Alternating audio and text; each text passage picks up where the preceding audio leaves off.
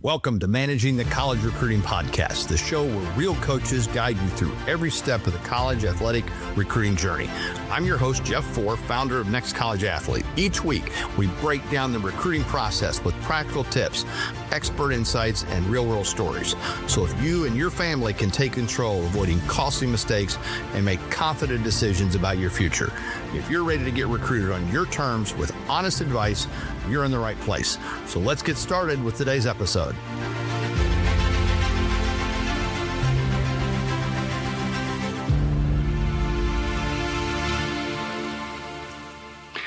So hello and welcome back to Next College Athlete Podcast. I'm Jeff Four, a current athletic director at Missouri Baptist University and founder and director of Next College Athlete. So this week, we're going to be tackling a topic that every student athlete and parents face at some point along their recruiting journey.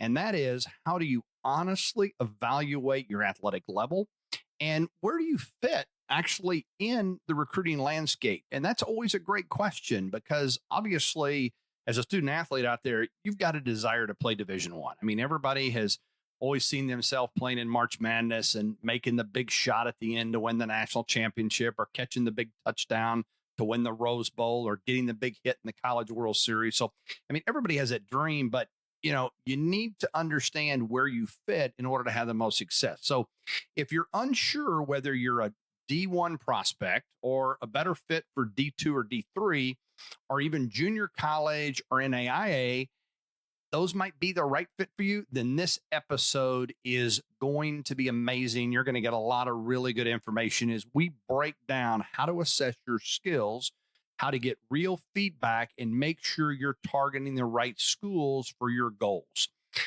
Again, really important. If you're targeting the wrong schools at the wrong level, you're just not going to have interest. So let's dive in. Let's get started and let's talk about this. So number one, why honest self-evaluations matter. So let's start with why this matters so much. An honest self-evaluation is really the foundation of a successful recruiting journey. If you're aiming too high, you could miss out on tremendous opportunities where you'd actually play and develop. Where again, if you aim too low, you might sell yourself short and never reach your full potential. Now, that's changed a little bit today because, as I've talked in earlier episodes, Division I coaches today do not necessarily recruit the number of high school athletes that they used to. The transfer portal has completely thrown this thing upside down.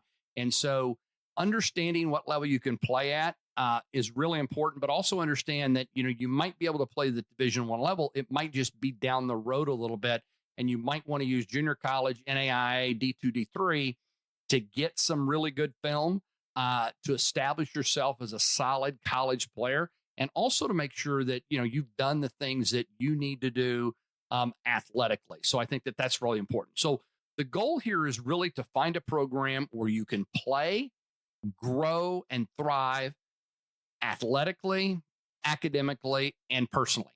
So here's a story I've got for you. So, I've worked with athletes who obviously have dreamed of playing Division I their entire life, but really after evaluating their fit, they found incredible success and happiness at D2 or D3. And one client I've worked with who got overlooked by Division I schools landed at an incredible Division III program and ended up being All-American, ended up being a team captain.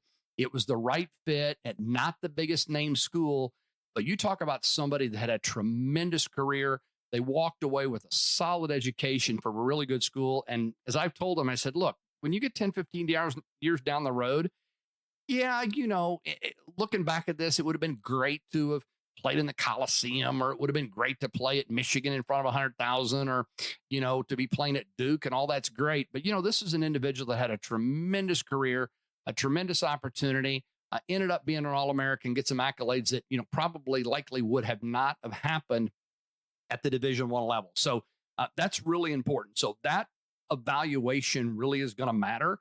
And what's more important, and we'll talk about this a little later, but getting an evaluation from somebody who's credible.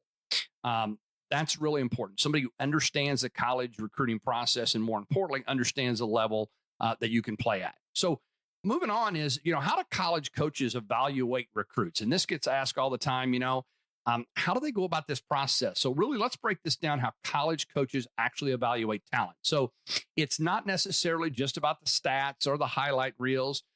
Coaches really look at it from a full picture perspective. And I can tell you that was important to me. As a former college coach who's recruited, thousands of student athletes, I wanted the whole picture. The stats were great, but again, I really thought that I was a really good at developing talent. So I could bring you in as somebody who might not be ready, and I felt like I could develop you and really could get really a lot out of you. So when we look at the specifics behind really how coaches really evaluate everything, number one, they're going to look at the physical tools. I mean, obviously, size, speed, strength, position specific measurables, your height, your 40-yard dash, your vertical jump. So those physical tools are definitely going to come into play. Again, we offer a 12-module course here at Next College Athlete, and we put those specific Division I, Division II, Division III, and NAIA guidelines in there. So depending on what sport you're interested in playing, if you want to know specifically like, hey, my 40-yard dash or my size, my speed, like, are those measurables within the parameters of a Division I, Division II, Division III? So again, trying to push you into that. And I don't want to push anybody into anything, because we definitely at Next College Athlete are not about, trying to push people into products or trying to sell you a service. We're into making sure that you have the best opportunities. But that 12-module course, we have that in there, as well as all the information I'm going to give you tonight and tons of other information that will really help you through the entire recruiting journey. The next piece is your technical skills. So these are really the sport-specific fundamentals, the ball handling, the shooting, the footwork, the technique. That becomes really important, and especially at a young age, because again, from a technical skill perspective, as a coach, I'm looking at where you are, but I'm also looking at where I can get you. So I think that's a big piece. Game IQ is huge. Your decision-making, your understanding of strategy, your ability to adapt during games and to situations becomes really important. That's something that we value very highly and look at when we're watching film or we're watching you or used to watch you play in person. Production obviously is going to be there. Your stats, your awards, your impact on team success. That was always important. And then the intangibles, are you coachable? I always loved having conversations with coaches. And that was one of the first things that I asked, hey, listen, is Susie coachable? Is Johnny coachable? Will they take instruction? Are they going to try to put what you've asked of them into practice? Work ethic. Are you going to put in the kind of effort in practice as you do in a game? And I used to love to go watch kids practice, because I think it tells me a lot about who you are, because as we always say, players are made between March and really September, not from September, October when you start, again, as a basketball coach through March. And so do you have the work ethic? Do you have the drive? Do you have the passion to do what's necessary outside of the season? So those intangibles, leadership is huge. Are you a leader? Your response to adversity. I loved watching kids and how their body language was just walking off the court after a bad play. Maybe they had made a couple of bad decisions. Coach decides to take them out of the game. What's the body like? How are they responding to that adversity? How do they respond to losses, to bad calls? So that really becomes important. So again, how we evaluate the physical tools is important, the technical skills, the game IQ, the production, the stats are always there. We're always going to look at them. And then those intangibles become really important. So let me give you an example. A basketball coach, might look for a guard with quickness, vision, and leadership. Not just someone who is going to score a lot of points. And in particular, we're trying to craft a team that all fits together. And so I don't necessarily need, or used to need as a basketball coach, I didn't need 7 people, 8 people that could go out and score 20 a game. I mean, that'd be great, but we were looking for a specific skill set. And so looking for somebody like a guard with quickness, vision, and leadership, is somebody that's going to fit into that point guard slot, somebody that's going to be that team leader, that quarterback. So, that's an example. A soccer coach might prioritize, tactical awareness and communication over pure speed. So, there are variances that play into this whole concept around what college coaches are looking and how we evaluate it. From a coach's perspective, coaches compare your tools, your skills, what they need for their program. And they're honest whether you can contribute at their level. I mean, if you ask them, they're going to tell you. I had no problems having a conversation with a kid or a family around, do you think I'm going to fit into your program? Where do you see me fitting in? So that's why it's important, for us as college coaches to be honest with you as a player, but you've also got to be honest with yourself. If you're trying to push out of your division level, that's where you're not going to have the greatest experience and you're not going to have the opportunity to have the kind of college success as you like. Moving on, getting an honest evaluation. Again, I talked about this a little bit earlier. Who's evaluating? That becomes really important. So how do you get a real unbiased feedback? And I can tell you that's what we are really, really good at here at Next College Athlete. And that's just my network of college coaches across the country, both current and former college coaches that are willing to dig into your film, are willing to look at some of those intangibles we talked about, especially on the field and film, and really evaluate you from a skill side. We're not going to evaluate those intangibles like coachability, work ethic, leadership, response to adversity. Those are some of the things that we don't necessarily, when we evaluate your film, know what your stats are, for all conference and all that. So those are things we're not. But we are going to look at game IQ. We're going to look at some of your decision making. We're going to look at some of those technical skills, some of those sport-specific fundamentals, that footwork, that technique, some of those measurables. We'll look at some of those things. Are you a quick jumper? So that is really important. So those are things that, we're going to look at, but really having that unbiased feedback, that third-party evaluation, somebody that really can look at your film and really not being objective and just look at it from a wholeness and say, hey, look, this is a kid that can do that. So, where can you get this? I mean, I think that's it. We just talked about, Next College Athlete, we're really good at this, but there are other places. Sometimes we recommend you get more than one, have more people look at it. So, ask your coaches. Your high school or club coach can give you a candid assessment of your strengths, your weaknesses, and your realistic college level. Especially at the club level, if you're in a club sport, volleyball, softball, basketball, where there's a lot of club sports, those coaches have had numbers of college athletes pass through their program. And so, that's a good place to start. Your high school coach, they've had people that have gone on to play college, and they're going to kind of compare where you are from a skill set standpoint and where some of the other athletes that they've seen before come through their program. So ask your coaches. Attend college camps and showcases. These are events that are going to let you compete against other prospects and receive solid feedback from college coaches. Of course, I'm at Missouri Baptist as the athletic director, as I said, and, our football coach, they go over to the Lindenwood camp every year. Lindenwood, obviously a Division I school, but they run this massive college camp in the summer, and there's 100 schools there. So, it's not just Division I. There's the Division IIs, the Division III, Washington University's over there. We're over there. Other schools in the heart of America, NAI, D2 schools, Missouri S&T, Missouri Western. And so they're over there looking. So some of those college camps and some of those showcases is a great opportunity for you to get viewed by college coaches and also to receive that feedback that you'd want. Professional evaluations. That's what we're good at. So here at Next College Athlete, if you ask us to do an evaluation, we're going to get you in front of a college coach, a current or former college coach that has coached your sport and is going to look at your film and is going to you're going to get evaluated.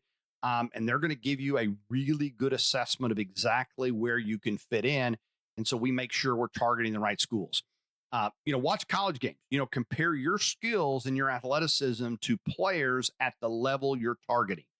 Now, could you realistically compete? I think that's what you've got to ask yourself. And I'll tell you what, it's different than, we'll just take football, for example. If I'm going to sit on the couch and I'm going to watch this weekend, the Alabama-Missouri game, and I watch it on TV, that's a little bit different than if I was actually sitting in the stands. You don't understand how fast and skilled these athletes are, how big they are. It's amazing. And then you kind of step down to Division II, Division III, NAIA, of kind of how that changes. So it's really good to watch games, but I always recommend you go watch them in person because that's going to give you a much better, much better idea of exactly where you are. You're also going to want to compare stats and measurables. How many college programs post their recruiting standards online and how do you stack up?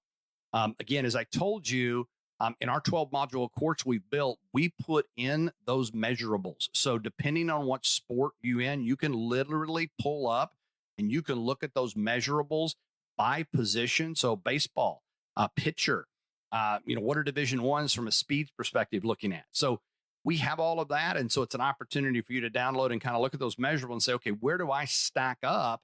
And that can really help you. Here's a tip. Don't take feedback personally. Use it as a roadmap for growth. If you're told that you're a Division III fit, that's not a failure. Listen, 2% of high school athletes even get to play in college. It's really a step toward finding your best opportunity, having a solid athletic experience, getting a meaningful degree, because again, the chances of you going on and playing pro is between slim and none. So did I have a great experience? Was I in a winning program? Did I have an opportunity to be all conference, be an All-American? And if it's not Division I, that's absolutely okay. All right. I had a client who, was convinced that and this is the past, was literally convinced that he was D1 material. After seeing the speed and the physicality at a D1 camp, he realized really quickly that he would be much better at a Division II level. And he ended up thriving. He got playing time as a freshman and again, loved his experience. So while I tell everybody, listen, to have a Division I dream is fantastic and that's great, but that might not be a fit. And it's okay if it's not a fit. You're not a failure. It's making sure that you have an opportunity. And again, you only get one chance at this. And if you just have your mind set on being a Division I athlete and you pursue all these Division I opportunities, and we get to the end of this recruiting journey and you literally have no offers, you're done. I mean, we might be able to backtrack and get you into a D2, D3 NAIA school. The scholarship's going to be limited. You're coming in late. You're going to be way down on the depth chart, and it's just not going to be the great experience. So if we can figure this out early on in the process, you are going to be much better off, and you're going to love your experience, and you're going to love the opportunity that you have. Okay. Now, the next thing is a lot of people who haven't done a lot of research are a little bit mixed up, especially if they're all in D1. Obviously, that's on TV all the time. You get D1, but understanding the levels is really important. D1, D2, D3, NAIA, JUCO, understanding each of those levels is really important. So let's break down the differences really between the college levels so you can have at least a basic understanding. Obviously, Division I, highest level, most athletic scholarships, highest level of intense competition, big time commitment. And when I say big time commitment, you have no idea. I mean, as a high school athlete, when you look at what goes on and what you've done to compete, and then you get to the next level, it feels like it is 24/7. I mean, between early morning workouts and in the gym to film sessions to individual skill work to trying to fit in class and then over to study table and then back to individual workouts and back to a team practice, back to study hall, you have no time. We own you. I've been an assistant at the Division I level. We own you for 24 hours a day, and it feels like 7 days a week. So it literally is year-round training and travel. It didn't used to be that way.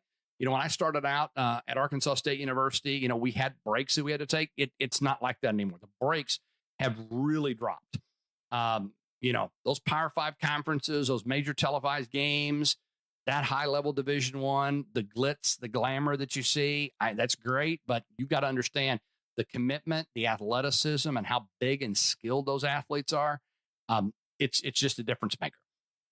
When we move to Division II, we're still talking about a very competitive division. We're still talking about scholarship money. We're talking about more balance between athletic and academics, and often a better fit for multi-sport athletes or somebody who is wanting more of a student, wanting more of an experience, a college experience than just all out athletics. Because Division I, it's all out athletics. I mean, you're going to go to class and you're going to be expected to perform in the classroom. But I can tell you right now that we say work-life balance as an employee. There is no school life work/sport balance at Division I. Division II, you start to see that. And we move to Division III, we're talking about no scholarships. It's all academic related. It's all need-based.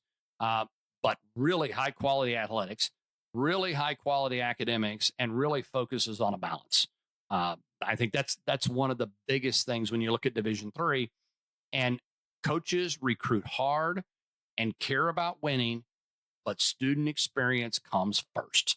And I think that's big with Division III, and NAIA is a lot like that as well.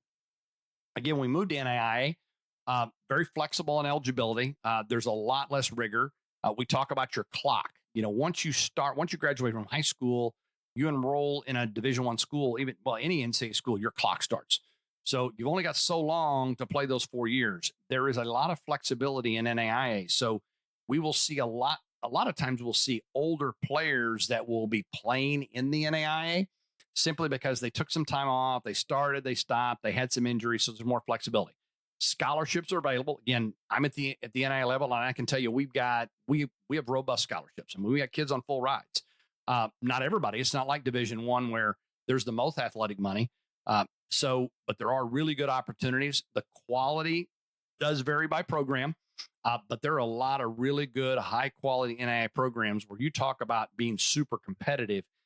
They're super competitive. And again, I'll give you a story. Before I moved to Missouri Baptist, I was at Park University in Gilbert, Arizona. I was the athletic director and head women's basketball coach. We came within 2 points of beating Utah Valley State, Division I in basketball. So we had really good players at the NAIA level. And so you see that all the time. You see the little schools. I mean, if you remember, and some of you probably listened to this is way before your time, when little Chaminade out of Hawaii beat number 1 Virginia and Ralph Sampson. So, they were in NAIA school. So when you look at the competition level, it is pretty darn good. And if you've not ever been to an NAIA game, a Division III, Division II, I would highly recommend you look at it because it's a pretty good, high level, very competitive athletic program. So that's really important.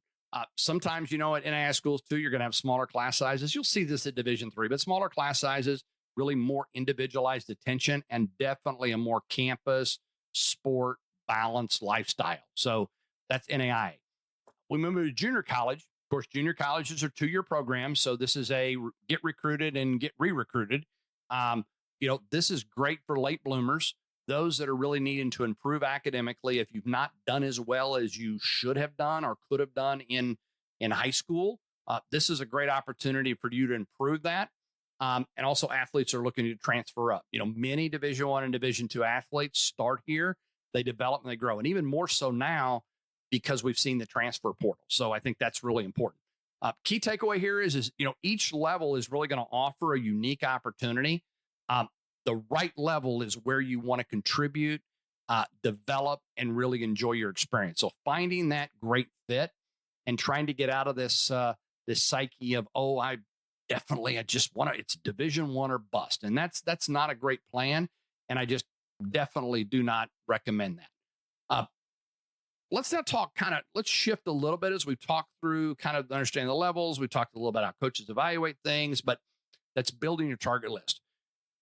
And again, when we talk about game plan, I talk about this all the time, having a sense of urgency, building that online presence, having that highlight video, building your target list. But it really is hard to build the target list unless you have fundamentally kind of decided what level or determine what level you can play at. But then when we get into this, that's really going to be the next step, is building that target list. So once you've got a realistic sense of what level, we've got to start building this smart target list so we can start targeting programs that are going to be the best fit.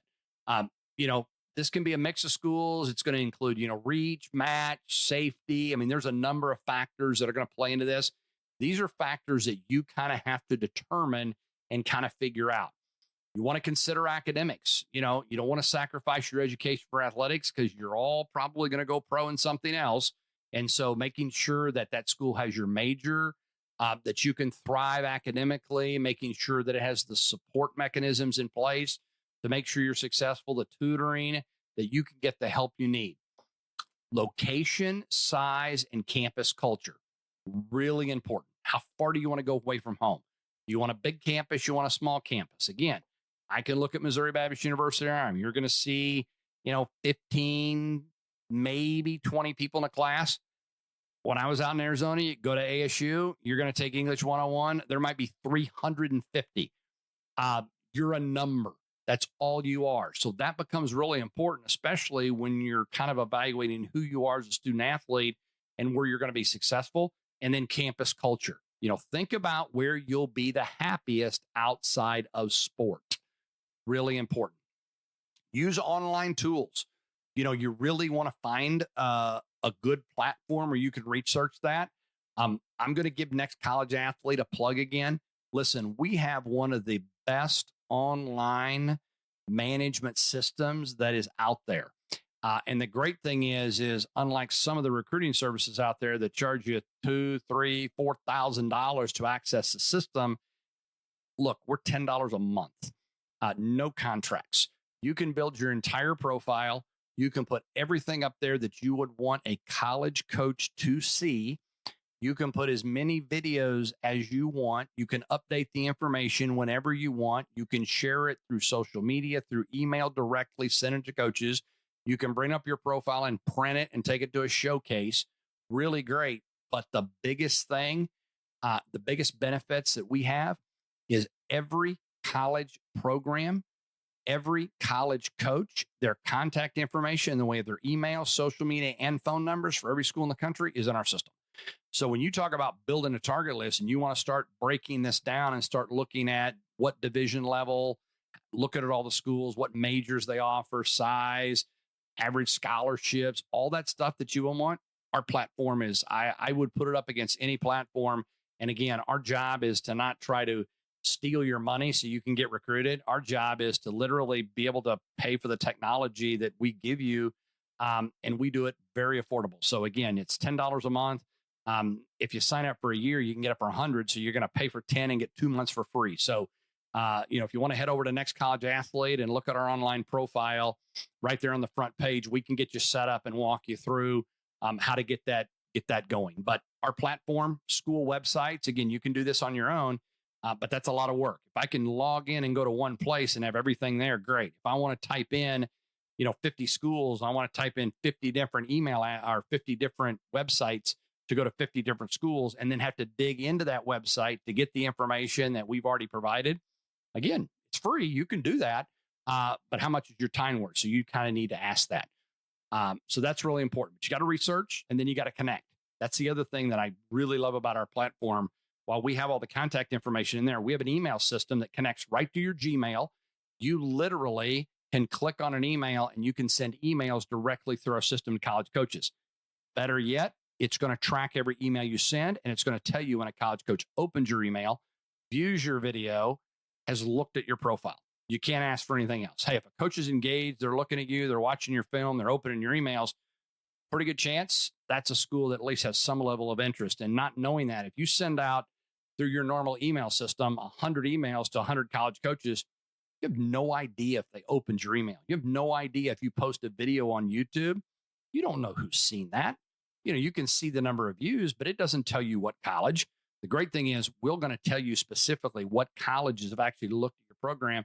Better yet, we're going to tell you which coaches at the school actually looked at your program. You can send an email to them, and then you're going to know if they opened it. So having those online tools is really important. So head over to nextcollegeathlete.com and go ahead and get started with that online profile, and you can start your research and building that online presence, as quick as tonight. Stay flexible. Update your list as you develop, as you get new feedback, as you learn more about each school. I think that's going to be important, but you want to stay flexible because at the end of the day, we want to make sure that you have a great opportunity. So kind of example, softball player I'm familiar with, that I worked with, a few years ago, started with 30 schools on her list. Narrowed it down to 12 after honest feedback, really digging, doing her research, and ended up literally at her match school where she started as a freshman. What a great story. And again, this is somebody who just did the work. Just got in and said, look, this is what I'm looking for. I'm going to find the best fit schools. I'm going to look at the academic component, the size, the campus culture. I'm going to do the research. I'm going to stay flexible. I'm going to stay open. And the young lady found her perfect match school. And again, has started as a freshman and has had a tremendous career, tremendous success. So I think that's big. So moving forward, action steps, resources. So here's what you can do this week to really get rolling. Number one, ask your coach for an honest evaluation and write down their feedback. Head over to nextcollegeathlete.com and sign up and get professionally evaluated by a former or current college coach so we can tell you exactly what level you can play at. Compare your stats and measurables.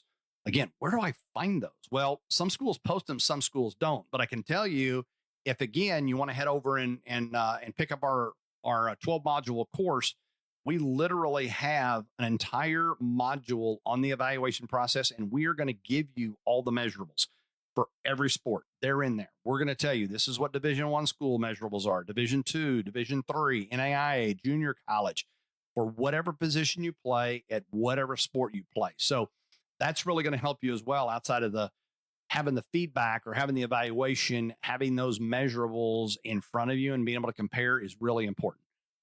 Find a camp or a showcase. They're happening all the time, constantly. We've got a lacrosse one coming up. We've got a dance one coming up this weekend at Missouri Baptist. There are basketball showcases that are happening, even this time of the year, senior showcases. And so, and if not, look into it next summer, especially if you're younger, if you're a freshman, sophomore, junior, start to look at camps if possible. Watch for them online, see levels of play. That's really going to help you. Next one is start that target list. If you don't have a target list yet, you need to start getting a target list. This week, try to identify at least 10 programs at different levels that you would be interested in. That's really important. You got to start your research. You got to start somewhere. Where do I begin? Your target list is a great place. And then you want to download our free evaluation checklist.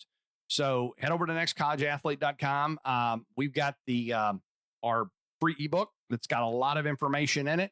And I'm getting ready to put up our free a checklist, which is going to provide you a really, really great resource, a really great tool that you can continue as you kind of start to work through this. So, check show notes for links to the evaluation, resources, sample recruiting standards. As always, feel free to reach out with questions, info@nextcollegeathlete.com. We love getting questions. We love helping you.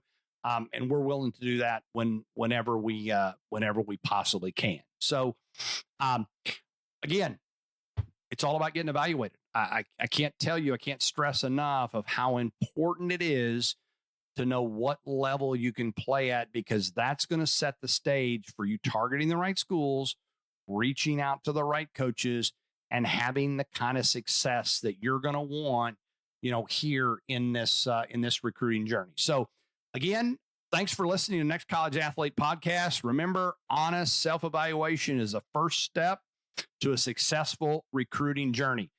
Next week, we're going to talk about building your target list and finding the right schools. We talked about it a little bit tonight.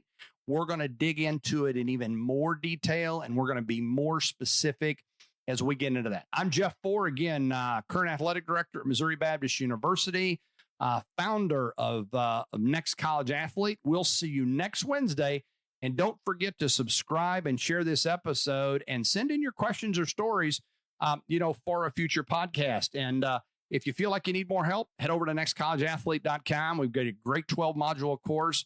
We've got a great online presence that we can set up one-on-one coaching sessions. If you have a family would just like to sit down with me or a former college coach and just have a Zoom discussion about your current status, your current situation, we would love to do that. Until next week, everybody take care. And again, Jeff Four with Next College Athlete signing out.